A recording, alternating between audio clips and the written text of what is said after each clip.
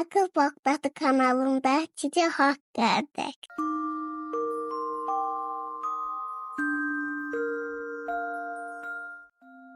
Bismillahirrahmanirrahim. Gecə hekayəsi.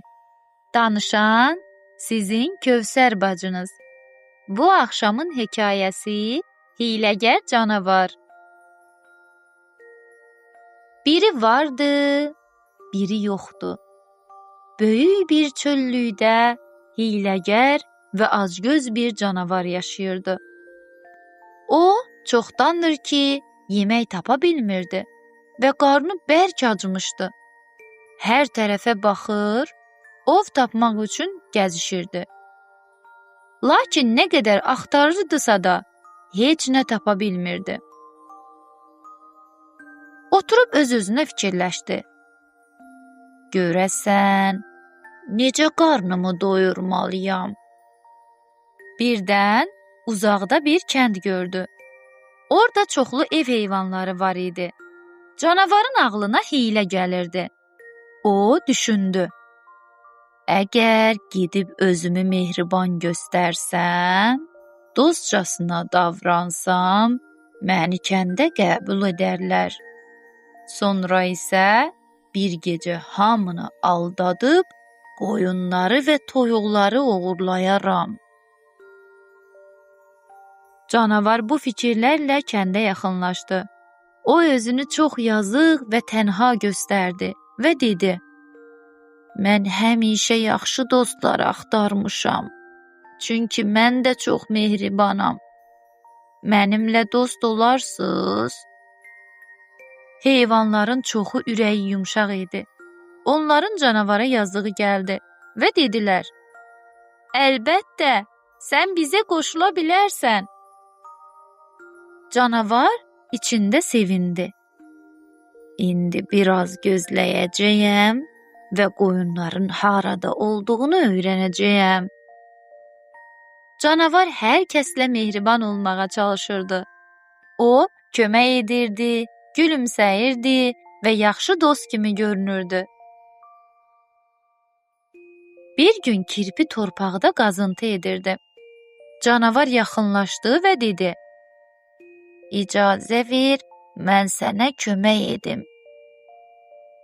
Kirpi sevindi və təşəkkür etdi. Canavar fürsətdən istifadə edib soruşdu: Kirpi dostum, mən toyuqları çox sevirəm.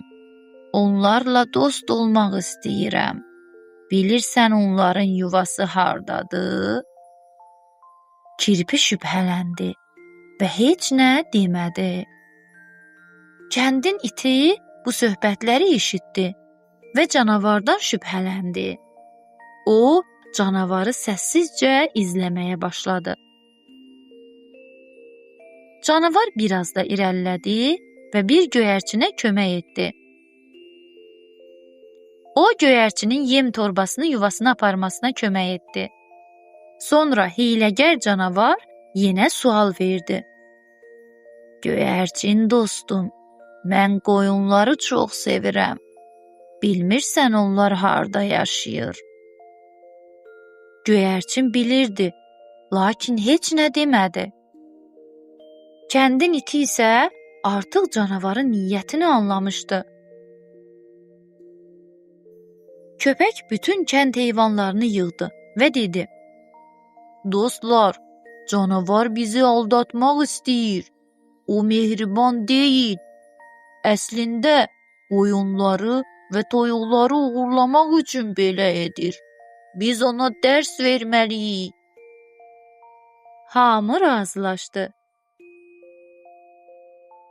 Ağıllı tülkü dedi: Ona donuzların evinin yerini göstərək. Oraya gəldikdə hamımız bir yerdə onu qovalayaq. Hamı bu fikirlə razı oldu. Tülkü canavara yaxınlaşdı və dedi: Mən qoyunların evini bilirəm. İstəyirsən, sənə göstərim. Canavar içində sevinirdi. Bəli, mən qoyunları çox sevirəm. Tülkü gülümsədi və ona donuzların evinin yerini göstərdi. Canavar səbirsizliklə gözlədi. Nəhayət gecə düşəndə planını həyata keçirmək üçün hərəkətə keçdi. O qapıya yaxınlaşdı və onu döydü. Donuz qapını açanda canavarın ağzı açıq qaldı. Bütün heyvanlar bir ağızdan qışqırdı.